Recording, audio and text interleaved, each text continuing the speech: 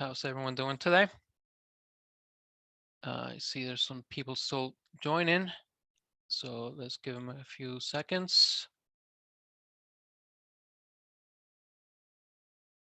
Okay, so is everyone seeing my screen, by the way? Yes, we've got a PowerPoint. Okay, cool. So glad to see some familiar names on here, so welcome. Today, we're going to be going over some basic configuration of Salesforce Field Service. So I'm just gonna, a lot of this I'm actually gonna do hands-on. So I'm gonna jump into an org and actually configure a setup of FSL. So I'm gonna be switching back and forth between the presentation and the actual org. Again, we have a really small group here, so feel free to stop and ask questions as we do things, or if you have any questions. But with that, let's get to the presentation. So for those of you, hopefully you're familiar with Eide. Just want to remind you guys, right? We do more than just Salesforce consulting. We can help you with some other CRMs, ERPs, so like NetSuite, cybersecurity, process automation, data analytics, right? Just want to remind you guys that we have other services other than Salesforce we can help you with. With that said, kind of the theme of our conversation of our setup today, it would be in this fictional world where Eide decides to do more than Salesforce, NetSuite, Power Automate, analytics. We have decided to go into the sports consultant realm. So what does that mean, right? So the goal is to provide world-class sports training to youth teams across the service areas. So we have hired expert trainings focusing on basketball, baseball, football, and soccer. We plan to pilot our program in Long Island, New York. So there's 2 counties in Long Island, New York, and I'll get to that in the presentation, Nassau and Suffolk.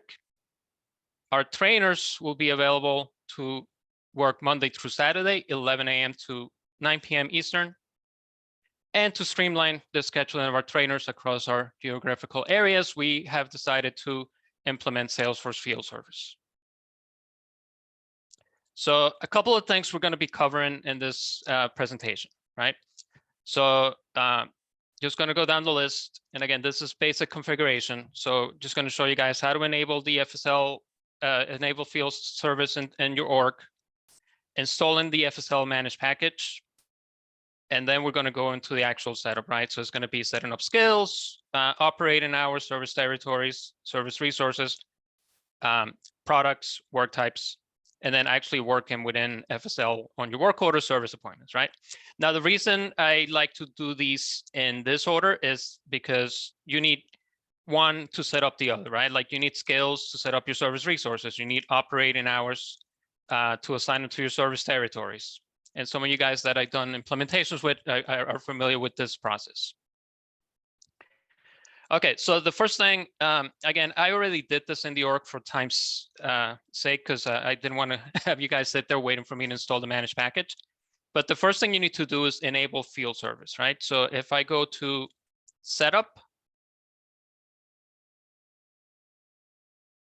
you're going to go to field service. So field service settings. And you're just going to switch that toggle to enable. You're going to get some settings here, and you're just going to hit save, right? So some of the settings you'll see in here is enable notifications. So if people are using the app, they're going to get notifications. When you create service appointments, how many days after are they due? So if you create it today, it's going to be today plus 3. Some stuff around sharing, some stuff around maintenance plans. We're not going to get into this today since this is basic configuration, but this pretty much lets you share the service appointments to the resources assigned to the service appointment. So as the second a service appointment is dispatched, this will share that service appointment and the work order with that resource. Again, this is basic, so we're just going to stick to just hit and save here, right? And that's what this slide shows you. Once you enable field service, you can actually install the managed package, right? So we talked about the settings you see in this page, right? So we'll just jump to this slide.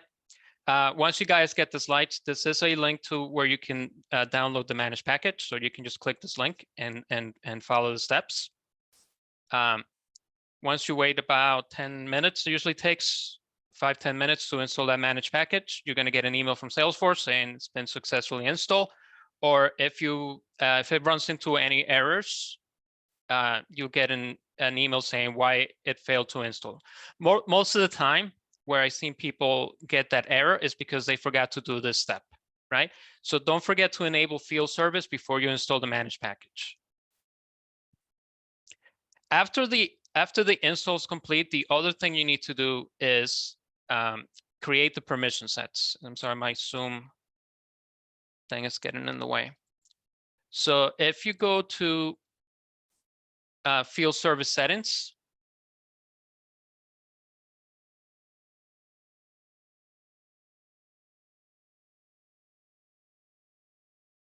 you're going to go here in the Get Started menu. You're going to go to Permission Sets. And all of these are going to have a button that say Create, right? So you're just going to go down the list and enable all the permission sets. So that's going to create all the, see, like for this one, it's not here. So let me just create that one. So that's going to create all the permission sets that eventually you're going to assign to your users as you create them so they can use FSL.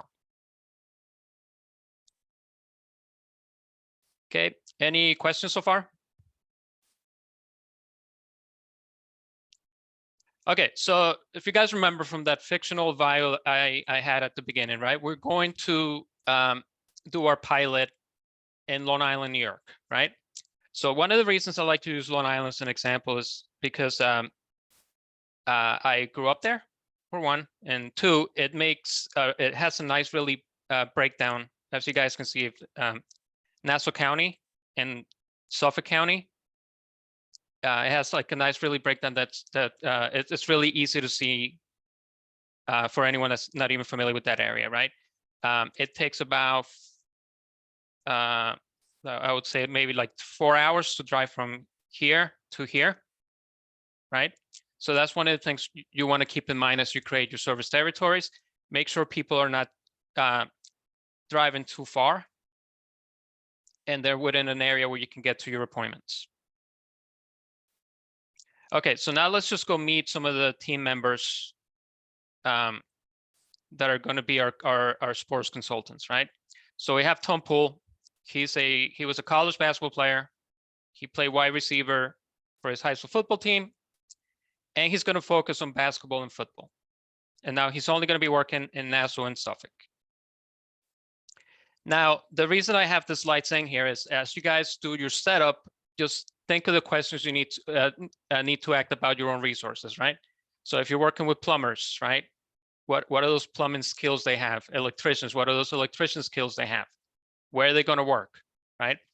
So kind of follow the same template to meet your use case.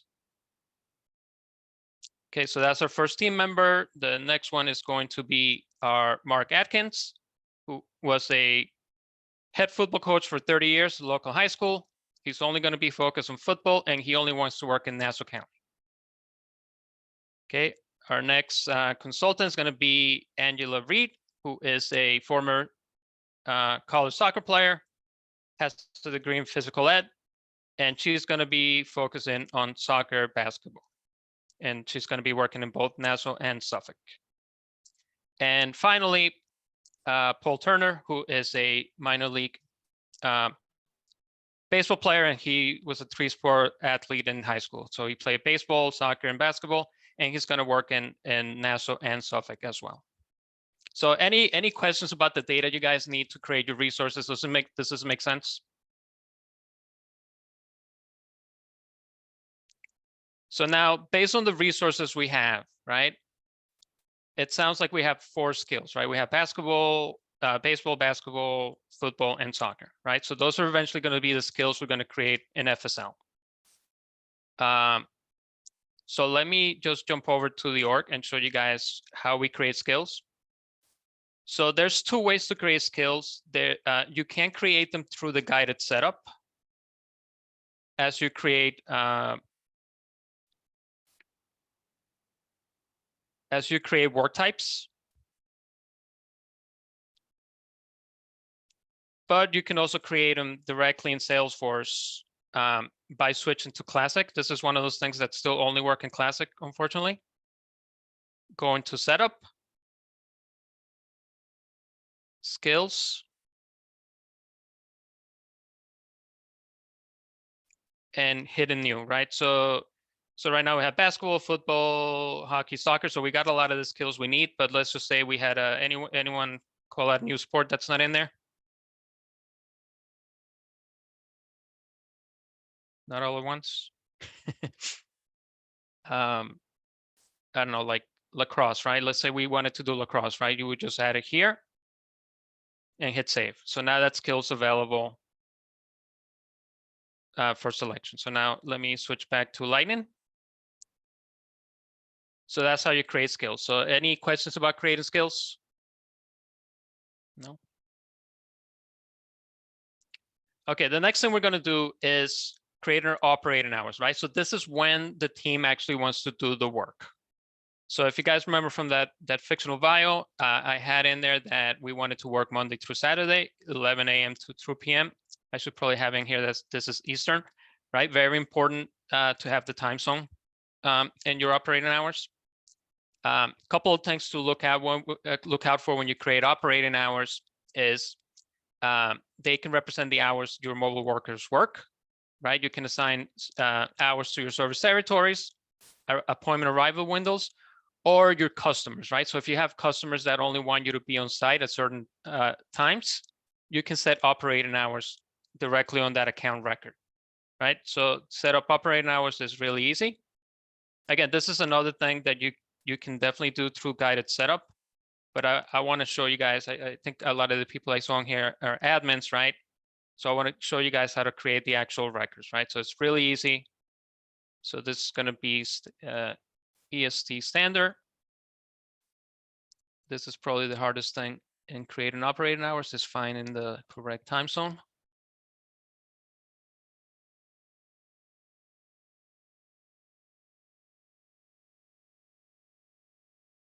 And that's GMT plus 6, I think.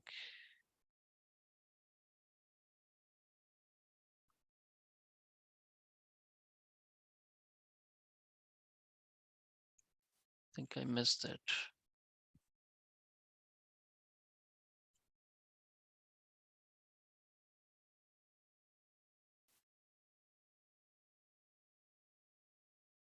Sorry about that, everyone.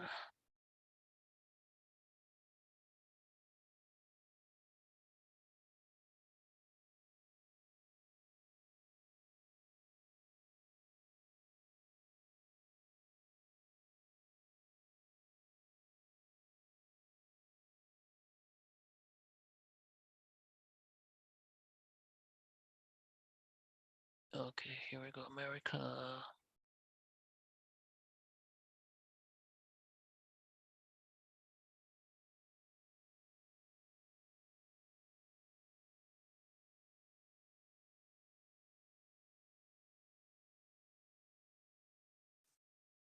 A lot of time zones here. Here you go. So America, New York. Okay.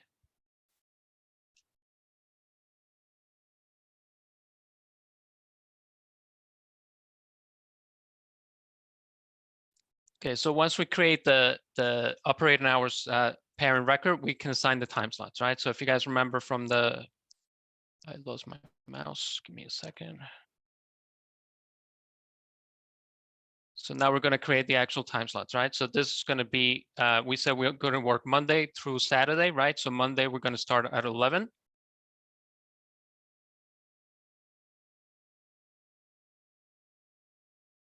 And we're going to end at 9 p.m.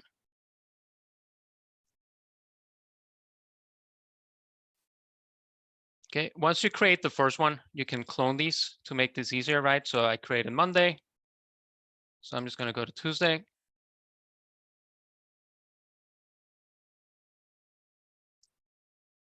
Wednesday.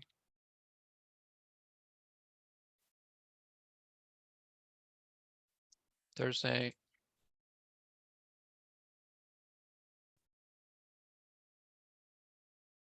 Friday, and Saturday. Okay, so now we have operating hours. Any questions on that? Everyone understand what the purpose of these are? Okay. So again, now we moving on to the next thing, which is going to be our service territories, right? So if you guys remember, we're going to be working in Nassau and Suffolk. Couple of things to keep in mind, and this actually, for those of you guys that want to use automation or optimization, these are things to keep in mind to make sure that that optimizer works well, right?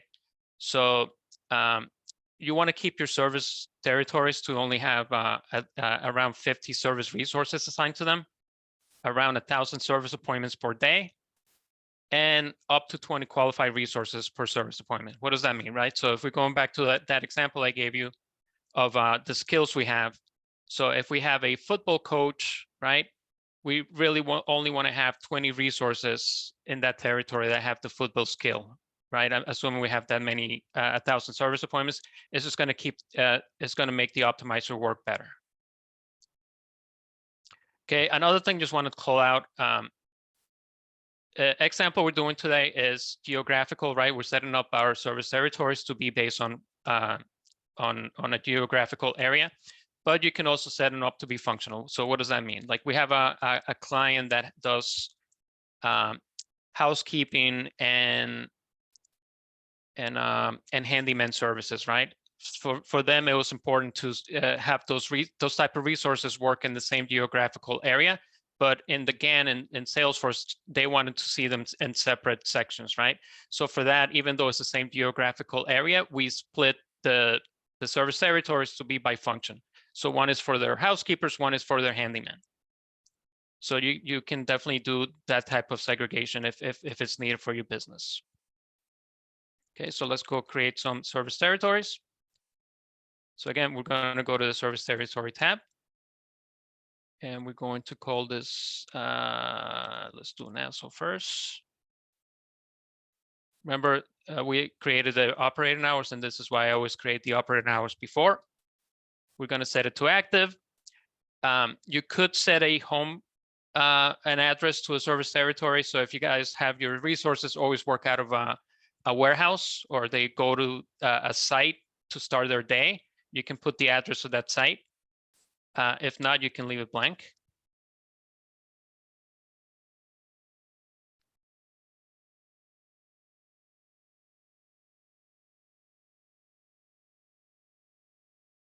Okay, so now we got our first service territory. Let's go create our second.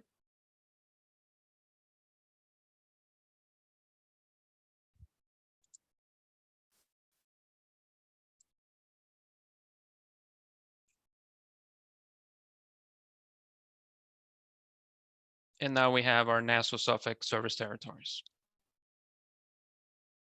Okay, so what's next in our presentation?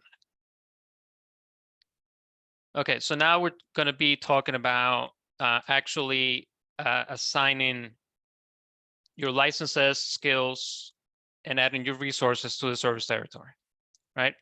So I'm going to use this as a cheat sheet, right? I got some of these already configured just so you guys didn't have to sit on the call going through this. But let's just stick with Tom Pool for now. So the first thing you need to do is create a user for that resource.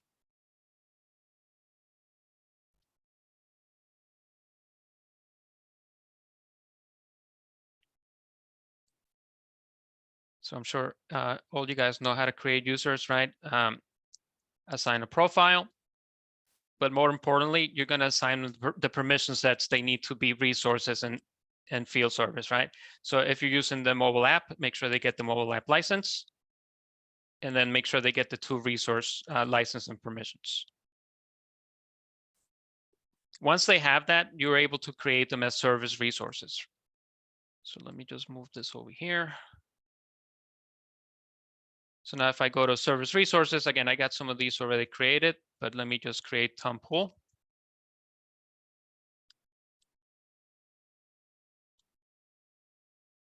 make sure he's active. If you want to include an optimization, make sure you check that box. And again, these are going to be technicians. You can also create dispatchers, crews I'm not going to cover on, and you wouldn't create the crew resource from here. You could, but there's a, you can do this in setup of crew management. Agent would be people that are assigned to agents. And you can also create a resource for an asset. So if you have assets that you need to schedule, equipment, stuff like that, you can actually treat them like service resources. A couple of things you can assign in here is efficiency, right? So if you have a really good resource that just does things faster, you can assign an efficiency. You can give them a label in the GAN so they show up in with a different label, and some things around travel speed in case it's going to help optimization. And another thing is if you use contractors, you can assign an account so you know what account that resource belongs to. Okay, so I'm going to save the resource.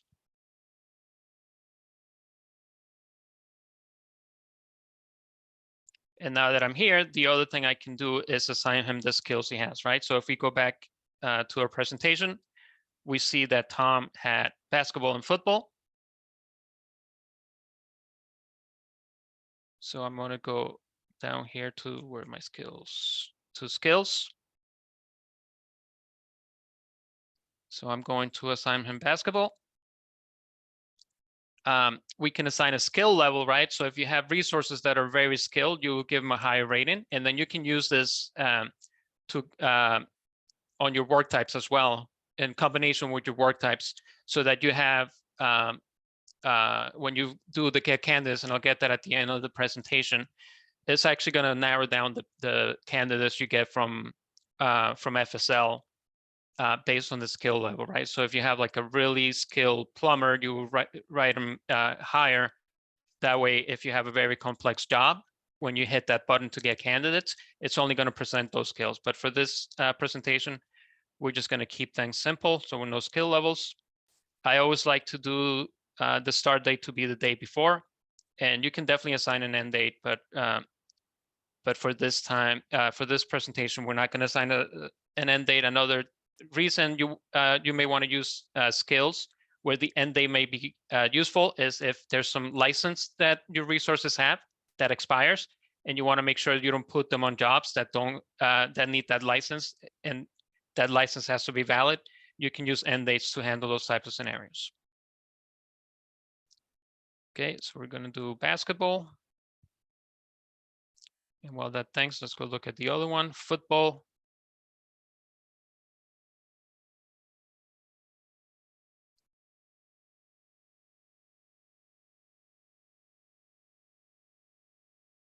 And now let's just really quick go set up our other resources with their skills. So Angela Reed had soccer and basketball.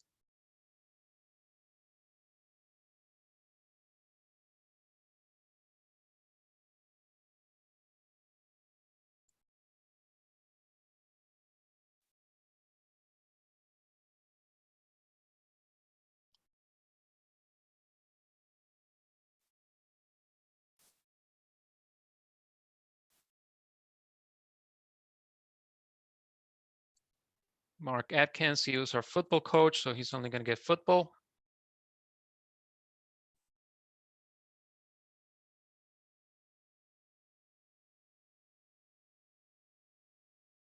And finally, Paul Turner, we had him at pretty much basketball, pretty much everything.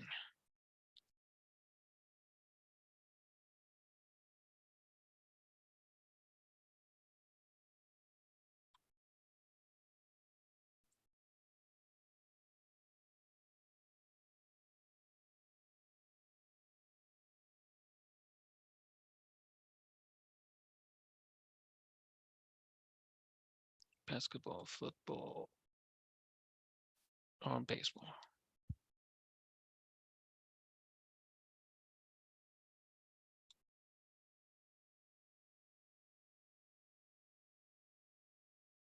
Okay, so now our resources have their skills, but we haven't told the system where they work, right?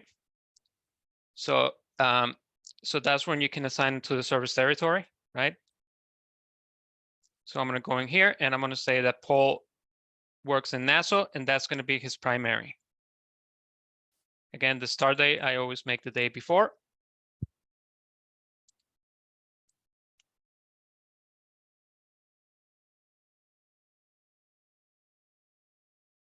But he also works in Suffolk, so we're going to assign him Suffolk as the secondary territory.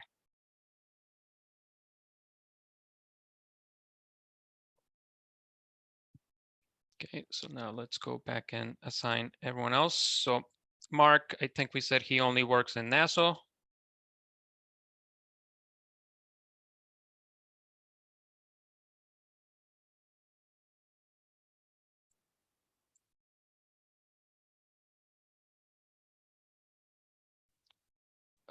Paul works in Nassau and Suffolk.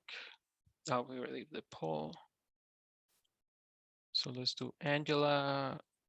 She works in both as well.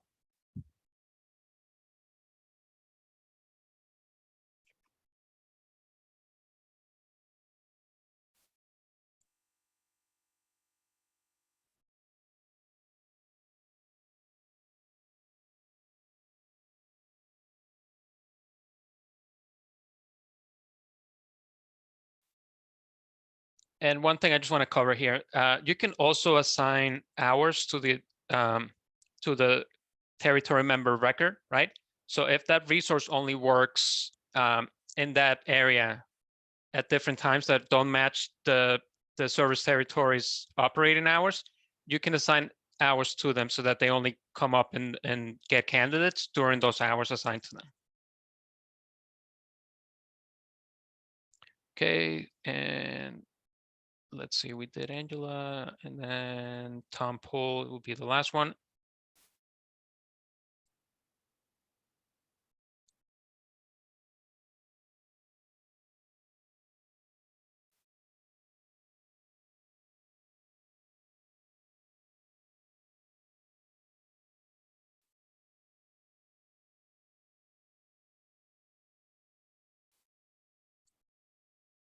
Okay, so now our resources have pretty much everything they need, right? They have their skills and the territories they work on. Any questions from anyone on this? Everyone good?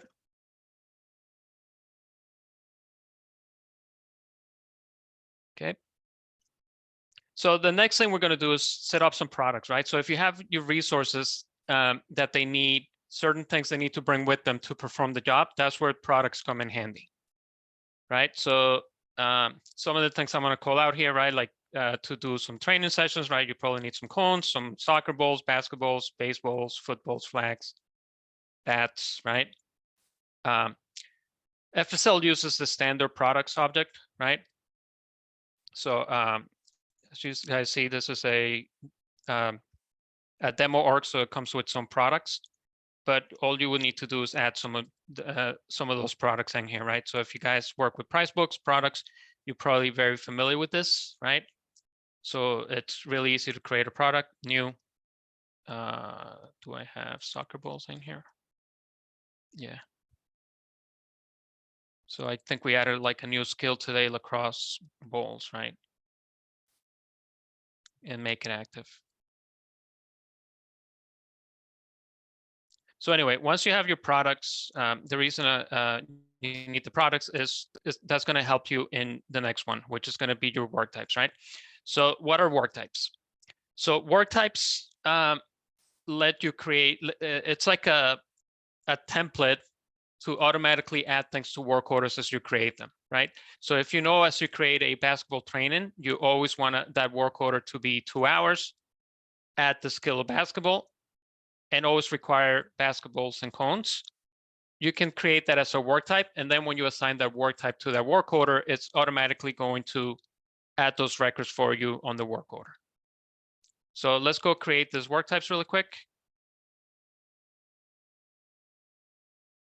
So the new work type is going to be basketball.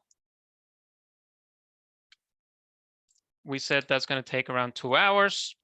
you can set a flag here to automatically create a service appointment. We're not going to do that today. And you can also assign a service report template, right? So if this is if you have a separate template that you present to that customer to sign for that work perform at the end, you can specify the template here, and it will also get assigned to the work order. So now, once you create the work type, you can assign the skills, right? So for basketball, we're just going to do basketball.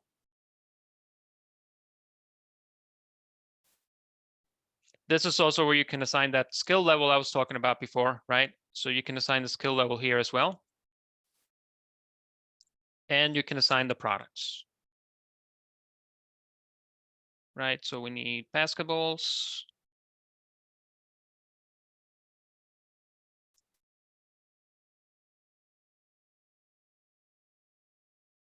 Oh, I never created a basketball skill, so we can create a product.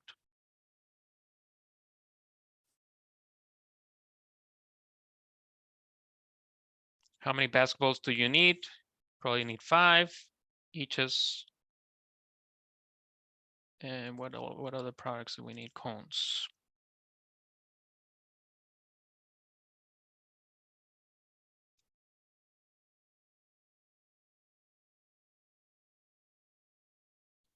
You click skills instead of products.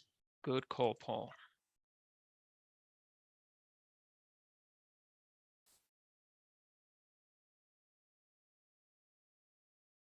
And let's say we need 25 of those.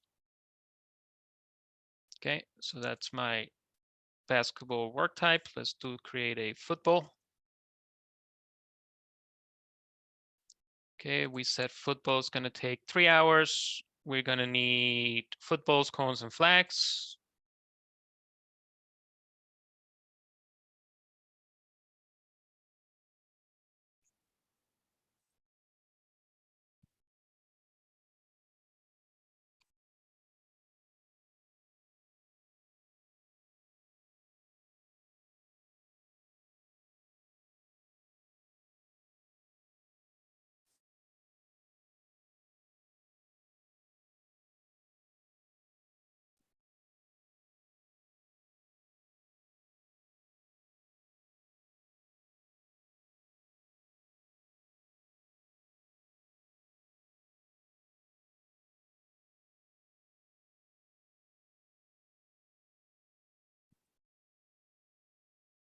Okay, 2 more.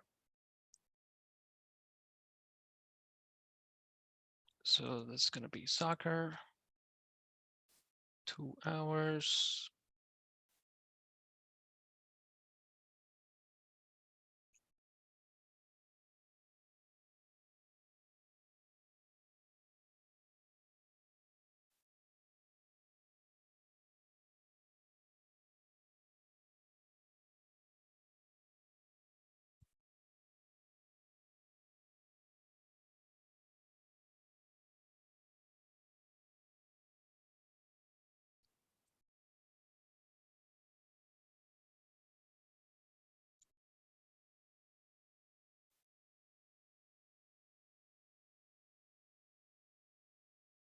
Okay, so we got soccer, football, and baseball.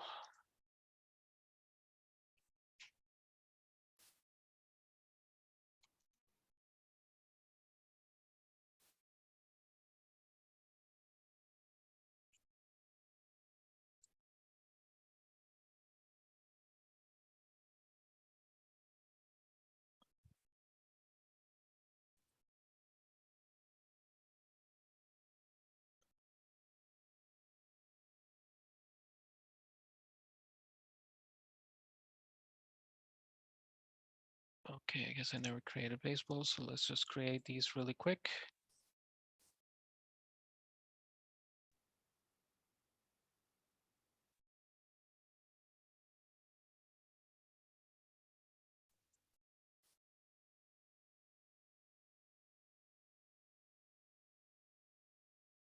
And bats.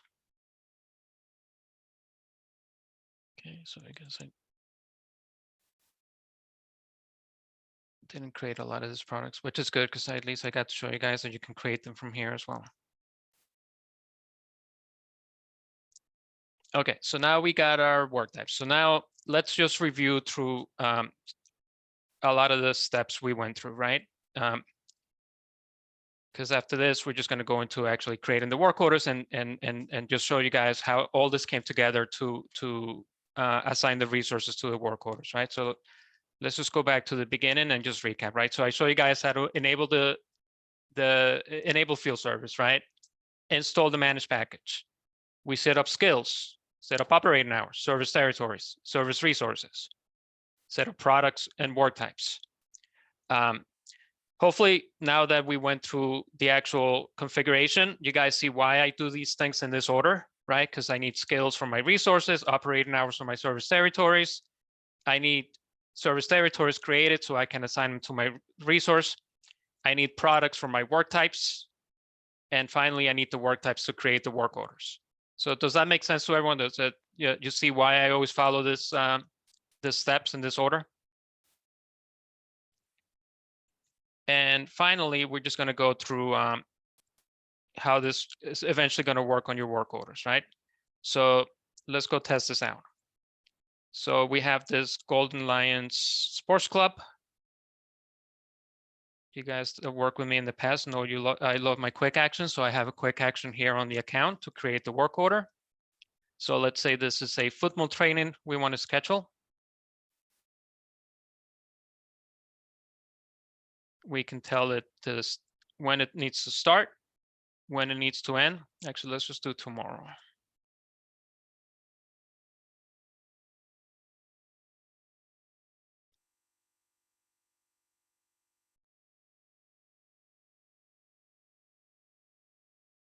And for now, I'm not going to assign a work type, but I am going to assign a service territory because I want to show you guys the difference of what the work type does when you create a work order with and without the work type. Let's see, we have a contact. Again, with the quick actions, I'm defaulting the address.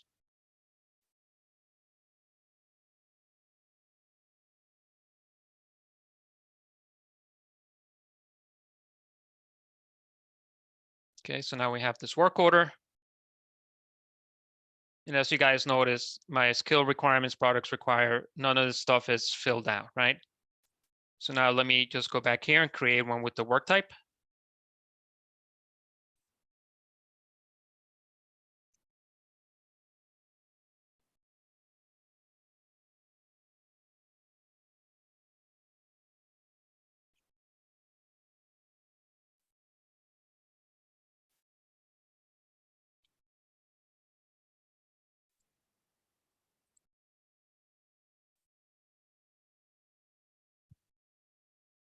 So now if I create this work, as I create this work order, you guys are going to see now I have my football skill require and the products I need to do that training session.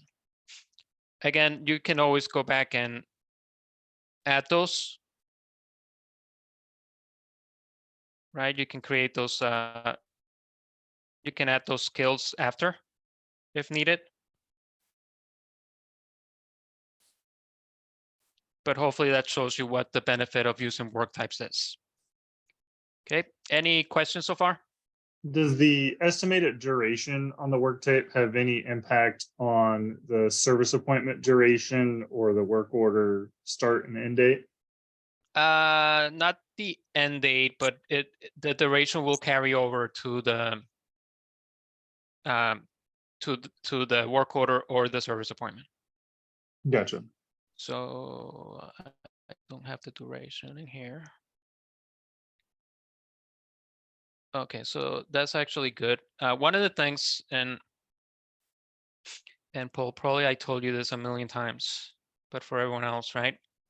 Or anyone listening to this recording in the future, one of the things with FSL is they don't put a lot of the fields on the layout, right? So if you're reading documentation or looking for other things that you just don't see, make sure you look at the layouts and make sure that that field that you're looking for is on the layout. Because a lot of out of the box, they don't put a lot of things on the layouts.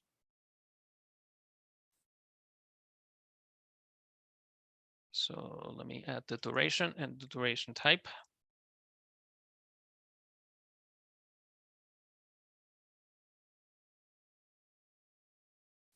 Another thing, usually the service territory is usually not on the layout either, so just wanted to make sure I was on there. Okay, so now if we go back here,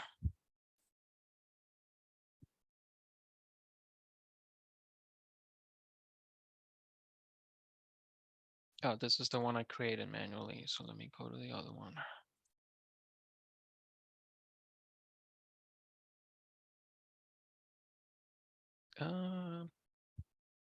Did I click the wrong one again?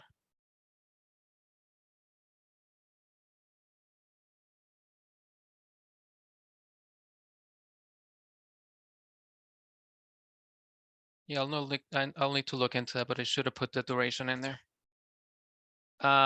Okay, so now let me create a service appointment. Again, this is going to default. Earliest start, right? We wanted to do these tomorrow between 12 and 3.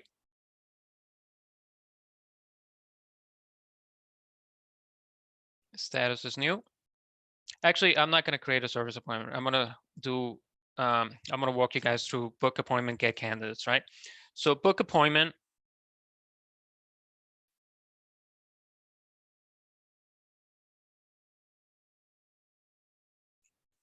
I'm sorry, it's taking a second to load.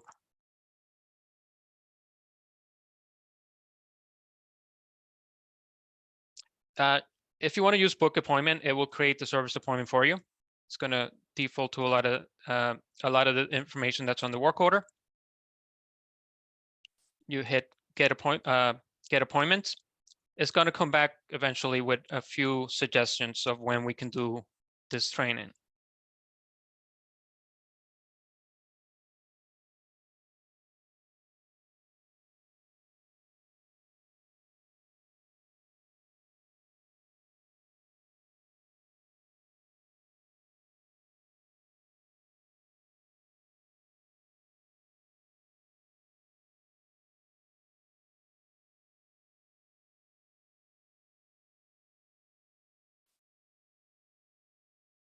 There we go. So now it came back with a bunch of slots where we can do the training and suggestions. And this thing is taking forever. Right, it kind of tells you when the ideal time to do it in is, right? The other option is the get candidates. So again, you can, if you have an existing appointment, you can actually select it here, but if you want the system to create an appointment for you, just leave that there. And this one is actually going to come back with the resources that match the skills, right? So if you guys remember when we configure this, I think we had 3 people that have the football skill, right? So it's going to come back only with the resources, right? I think Angela Reed is missing, right? If you remember, she's the only one that doesn't have the football skill. So only these 3 resources came back. As you click into them, it's going to give you a rating.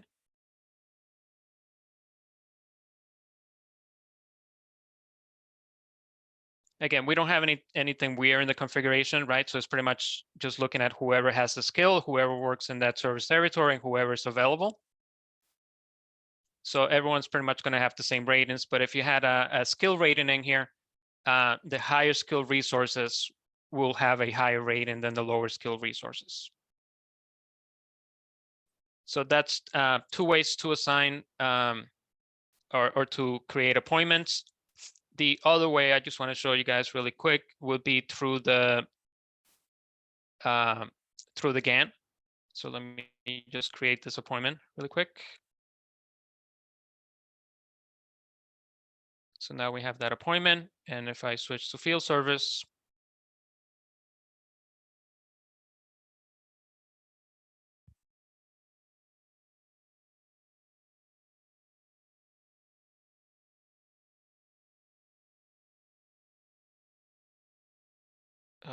right now I'm just going to do Suffolk. I'm going to set my horizon to today.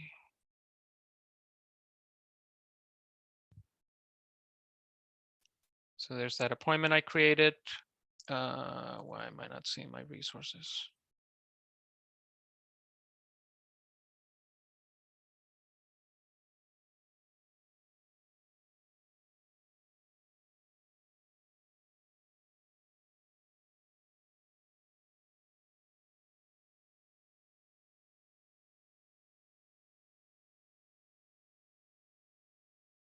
Okay.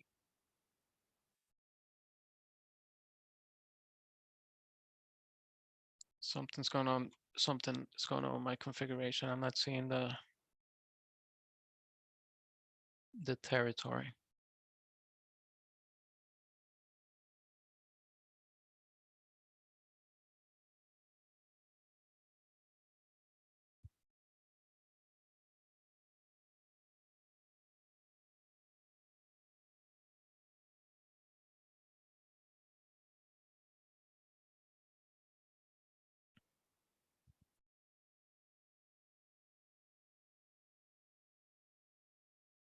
So I'm okay. I don't know. It was just taking a while to load, right? But anyway, this you can do it from here. Again, this is if you're doing a lot of complex dispatching, this is really where you're going to be doing a lot of the work, right? This is going to here on the left is going to show all the service appointments you have. Here is going to show all your service resources, right? And pretty much is you're just going to try to find white space of when they work. You can drag it to a resource if you know who you're going to give it to, right? Or you can use some of those options we had in on the work order, like the candidate screen. And one of the things I like in here is that you can actually see why they got that rating.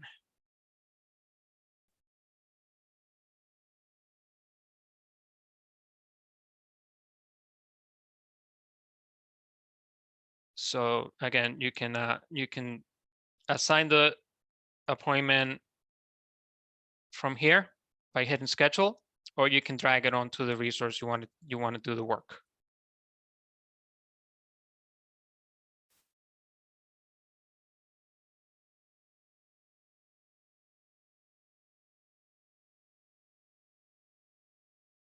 Okay, so I definitely want to leave some time for some questions. Went through a lot of stuff really fast, but again, this is a basic configuration of field service. As you guys can see, it's pretty simple if you just follow those steps. Definitely want to open it up for questions you guys may have.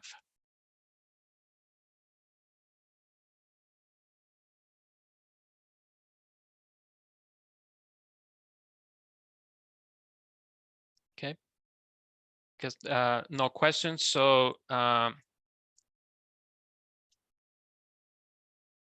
I guess we can end up a little early. And again, thank you guys for jumping on here.